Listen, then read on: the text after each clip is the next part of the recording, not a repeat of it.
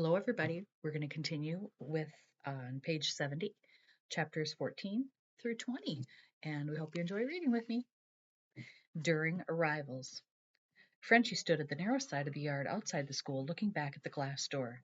He could see himself in it, tan pants and a plaid shirt, belt tight, on right. He watched himself pat the needlepoint purse at his side. Frenchie waited to disappear. That would happen when Aurora swung the door open to come and go with him. Then the Frenchie in the glass would fold away and come back again when the door closed. That was how the door with glass worked. He waited. Aurora didn't come. He heard the birds chattering in the skinny trees. Frenchie loved the way the birds opened themselves, the wings turning colors on and off. Flick, quick, like his own blinking eye. He hugged the needlepoint purse, but he did not look up. He remembered something Aurora had once said. You don't bother with the birds at a time like this. Next chapter, before attendance. I'm leaning across the top of my school desk, belly and elbows. I'm holding half a split geode cupped in my hands, and I'm keeping it out of sight for now. I've got a good story that goes with this old rock, and I'm dying to tell it to Joni and Lena before attendance time.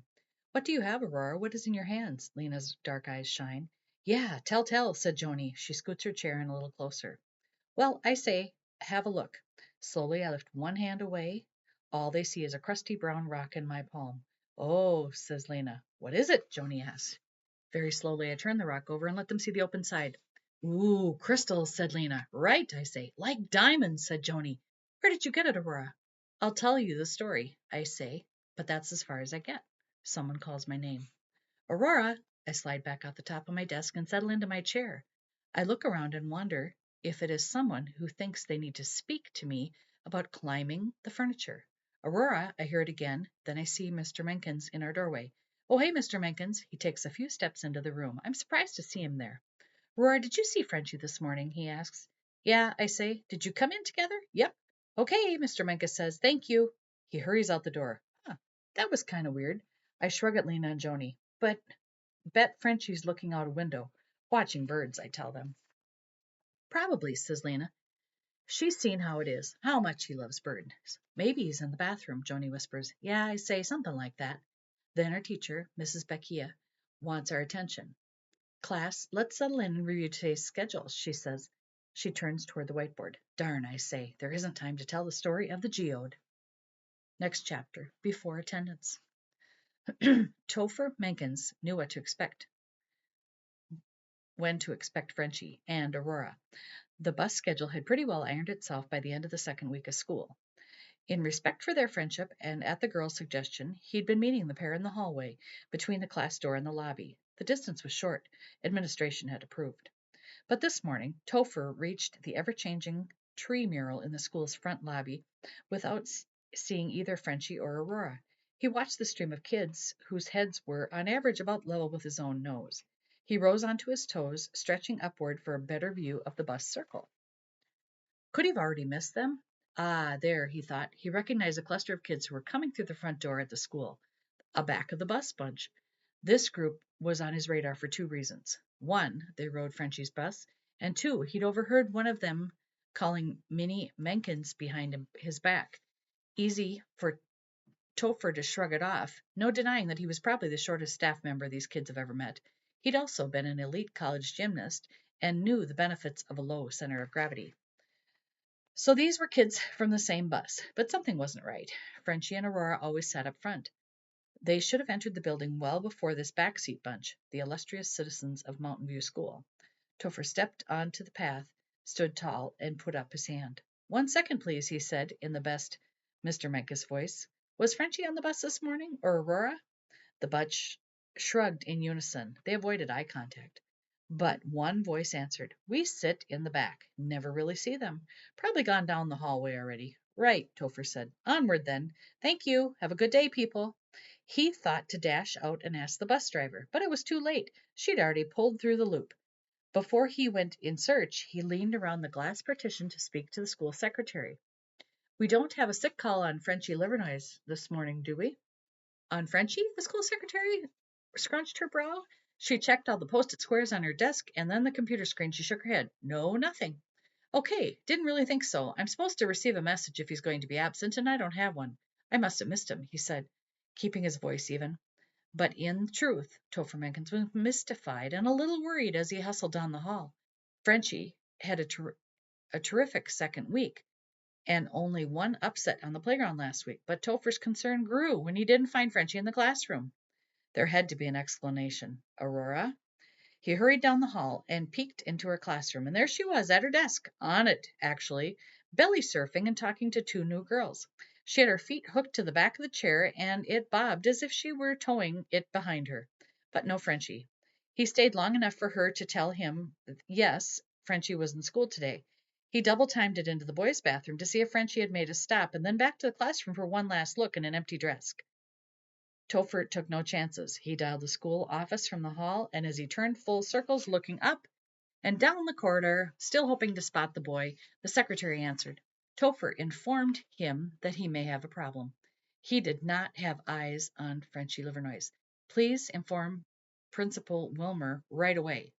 Less than 3 seconds later, Topher heard the weirdly pleasant sound of bong bong of the outside door alarms and the now quiet hall as he listened to the automatic deadbolts slide and click into place on all of the doors locked at Mountain View School. Lockdown. Next chapter as class begins. Mrs. Becky is still going over the schedule for the day when we all hear the sound, a sort of bong bong, and it's coming from the hall. Every head turns toward the door. We ask, what is it? Did somebody lean on the button they shouldn't have? Mrs. Becky takes a call on the classroom intercom. The next thing I know, our school principal, Mrs. Wilmer, and her assistant, Mrs. Delano, come into our classroom. They stoop beside my chair. We are eye to eye. Am I in trouble? In a whispery voice, Mrs. Wilmer says, excuse me, Aurora, we're looking for Frenchie. Did you see him this morning? Yeah, I already told Mr. Menkes he's here. Frenchie's here. Mrs. Wilmer does not look convinced. Wait, I say, are you telling me Mr. Menkes didn't find him? Shush. I rocked my head from side to side. Sometimes he wanders a little, you know. I say that because Mrs. Wilmer had known Frenchie for 3 years, the same as I have, and he never goes far. I push up out of my chair. I'll help you look. Thank you, Aurora. Mrs. Wilmer stands and puts a soft hand on my shoulder, but it is a stop you hand. We want you to help in a few minutes. We have a procedure to follow, so it's important for all the students to stay in their classrooms for now. But I will come get you as soon as the situation allows. Mrs. Wilmer and Mrs. Delano head for the door. Situation? Well, okay, I'll call after then, but I could be helping you. I hold the note. I sit back down. Joni and Lena look at me with big round eyes, and I flip a hand. He'll turn up, I say. But why can't I go look for him? Why don't we all go look for him? Frenchie's way of whistling. Next chapter. I know my friend, and if he's not in the school building, then he's outside looking up at the trees, searching for birds. I see him do it all the time. We go hiking, and he will stop all of a sudden, and I freeze in place too, and he'll whisper in the lowest whisper I can. Bird. Frenchie answers by keeping his body still, and he stares more than he watches. I'm never sure at what. I face the same way he faces. I scan all around us, and most of the time I'll find the bird, and we both stay there until it leaves. Then he flaps his hands and lets out a whistle. He doesn't smile, but I know that Frenchie's being happy. Pop says Frenchie's whistle is musical. I'd say it's right. It's a little bit tweety, a little bit twittery, and he uses his lips to make a little hole to blow through. He does something with his tongue inside his mouth that breaks into sounds into short bursts. Pop said that's called staccato. Gracia told Frenchie that he did this on his own. She never taught it to him. I believe her because even though we got Frenchie to float and even swim, it can be hard to teach him things. Gracia said Frenchie never played with toys, but by the time he was 3, he was all about birds. There's no telling why, she said it with a soft smile. He'd watch them at the feeder, and everywhere he went, he started to flap his hands like little wings and raise his chin and purse his lips like he was making a beak. Gracia laughed. One day he whistled. That pretty whistle is only one of the sounds that Frenchie Livernois makes. It's like a bird song, but it isn't exactly like the bird calls I know. I thought about it once. Birds have beaks, not lips, and I say they make sounds with their throats. Quite a bit different from Frenchie's tweet. He doesn't pipe like the Carolina wren, doesn't coo like the mourning dove, he doesn't make the cheepy chattery sound of a finch, and he doesn't buzz like a chickadee. And thank heavens he doesn't scream like a blue jay. If I had to pick, I'd say his song is the closest to an Oriole. Come to think of it, that's probably why an Oriole call is my favorite. Has anybody seen Frenchie? Mrs. Wilmer and Mrs. Delano got back again. Our security guard, Mr. Jessup, is with them. Quiet, please. May I have your attention? Mrs. Delano speaks. Then, when Mrs. Wilmer raises her hand and asks, Has anybody seen Frenchie Livernois this morning? Lena, Joni, and I raise our hands. But every set of eyes is on me. People know that he's always with me. He has been for the last 3 years. You still haven't found him, I say, waving my hand over my head. We have not, Mrs. Wilmer says. She asks each of us where we saw him. Coming in this morning, said Joni, and the front doors. Same, I say. And that was just for a quick second, Lena said. Okay, thank you, girls. Mr. Jessup has some important thoughts for all of us. She says, This is very important. Please be good listeners. Mr. Jessup holds up Frenchie's school portrait. He smiles. I think all of you know what Frenchie looks like. But that's from last year, I say. He has longer hair now. I put a finger up in the air and said, Sorry for interrupting. Mr. Jessup says, That's okay. Details are important. For instance, Frenchie wears tan pants and plaid shirts, and he carries a big shoulder-type bag. It's a needlepoint purse. He keeps bird pictures in it, another detail, I say. Thank you, Aurora. So we'd like everyone to think very hard about what you saw this morning. Retrace your path in your mind's eye. And if you walked to school, did you see anything unusual? If you rode the bus, did you see Frenchie? Was he in the drop-off circle or somewhere else around the building? I shake my head. Frenchie doesn't do that. If you think of something, anything, even if it doesn't seem important to you, we'd like to hear about it. Just ask your classroom teacher for permission and feel free to talk to us. He sweeps his arm in a friendly way. Mr. Jessup is being chirpy this morning, and it's a little weird. No one is in trouble, he said. No one is going to get in trouble. We expect that Frenchie will be found safe and sound, probably before lunchtime. He rubs his belly like he's already hungry. There are some laughs, tiny ones. That's right, Mr. Wilmer said. We are a community, and if we all want to find Frenchie, so do that little bit of work with us and use your memories.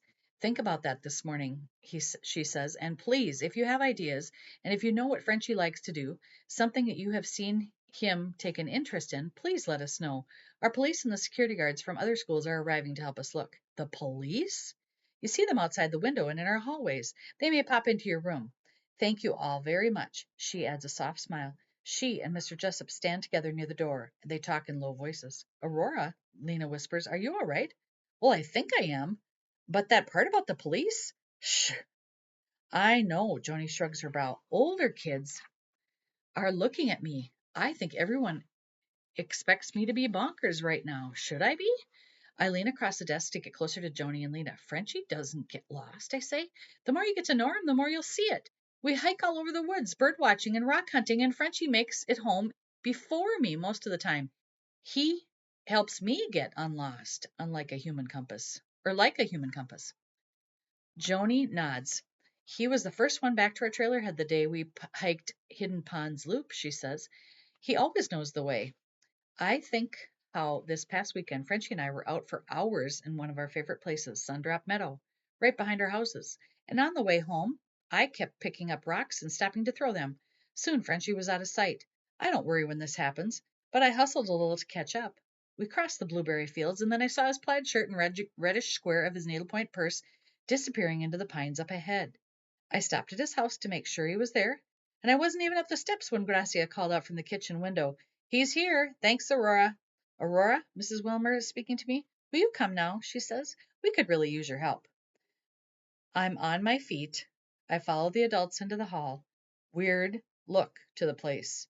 Every classroom door is closed. Mrs. Wilmer said she's going to check in with the staff members who are looking for Frenchie inside the building, and then we'll meet the police officers. So I'm with Mr. Jessup. Come on, my friend, he said. Let's go outside and see if we can find the boy with the needlepoint purse. Next chapter. The day Frenchie got the needlepoint purse. I walk the playground ahead of Mr. Jessup. I look through the tree trunks and beyond the fence and make chirping, cheeping sounds. A few police officers are picking through the woods. Seeing them puts a pit in my middle. Across the schoolyard, our custodian opens the utilities shed. They're searching everywhere. Mr. Menkes is there too. He vaults onto the lid of the dumpster and then up to the shed roof, gracefully as a cat. Wow! He stands on the roof ridge and scans the grounds. I tried to spot a little patch of plaid in the woods or a dash of red, the needlepoint purse. I was with Frenchie the day he got that purse. Hot horsefly kind of day in late July. It was the summer before we started fourth grade. I'm sure because I know I didn't have cedar. Not quite yet. Gracia took us to our favorite Route 1 flea market at Bakersfield. She said for fun, but I knew it was because Mom and Pop wanted me out of their hair while they were painting the kitchen floor. I can be quick and forgetful, and I step on things like wet paint. Frenchie will always go to the flea market. There's no better place to find bird pictures on the cheap. I watched his face as we bumped along looking for a parking spot in the shade. It was a chin up face. That's a ready face. He loves to scout for bird pictures, and when he gets to that kind of place that he can do that, he knows it. You won't see Frenchie jumping up and down about that or anything else, really, but if you watch, you really see him. His face will tell it all. I've got business here. There was a big summer crowd that day, and we'd been there all of 15 minutes when Frenchie stalled at Mrs. Thrift's camper van. She was a regular. Her spot always looks like she had opened her camper door and took all the things and shook it stuff out of it. She spends the days sorting everything into blankets. From what I've seen, she finishes just about in time to pack it all up again. Her husband always helps her. She tells him what to do. I'm thinking Mrs. Thrift is not her real name, but that is what it says on the pin she wears on her front. The pin is a big tea saucer with a lace ruffle around the edges. Cumbersome is how it looks, but the black letters on the yellow background do catch your eye. She always hangs a matching sign in the side view mirror of her camper van. Good advertising. Anyway, Frenchie picked up the wide, flat needlepoint purse. The stitches made the pattern of fall leaves, nuts, and pine cones in red colors mostly, with some dark green and brownish gold. It had a long shoulder strap on it with a brass buckle and a zipper across the top to keep it closed. He worked his hands along all of the edges of the bag. So you like it? I asked. I leaned in and gave the bag a kind of sniff. Kind of musty. I rubbed my nose, slapped a green headed fly off my arm. Boy, we were sweating. I like it too, I told them. Useful looking, I'd say. Take it hiking, carry a water bottle, school papers. Mrs. Thrift kept her eye on us while she dusted the blue glass water pitcher. I wonder how it got to the flea market in one piece. He does like it, I told her. I can tell. Frenchy went to stand in front of Gracia. He rocked his feet with the purse all scrunched up against his chest and the price tag dangling on his elbow. What do we have there? Gracia caught the tag in her hand to take a look. She sighed. She looked at Frenchy, then at Mrs. Thrift. We'll take it. He wants the purse, does he? Mrs. Thrift set the vase on the blanket and stuck her chin toward us. Gracia held out a $10 bill. Yes, please. You're sure? I don't do returns, Mrs. Thrift warned. What do you think he wants with the needlepoint purse? I don't know, Gracia grinned. But he doesn't ask for much, so she wagged the bill. Mrs. Thrift narrowed her eyes and nodded. She tapped her giant Mrs. Thrift pin under her chin as she dug into her belt pocket. She pulled out a $5 bill. Half price, today only, she said. She took Gracia's 10 and gave her back a 5. Oh, hey, that's a deal. You're a good one, Mrs. Thrift, I said. I punched my fist into the air and I spun on one foot. Very kind of you to do this for my son, said Gracia. She always says my son. Thank you. Frenchy was already heading back into the car with his new old purse. He knew what he wanted it for, a place to keep his bird pictures. The end for today. Thanks.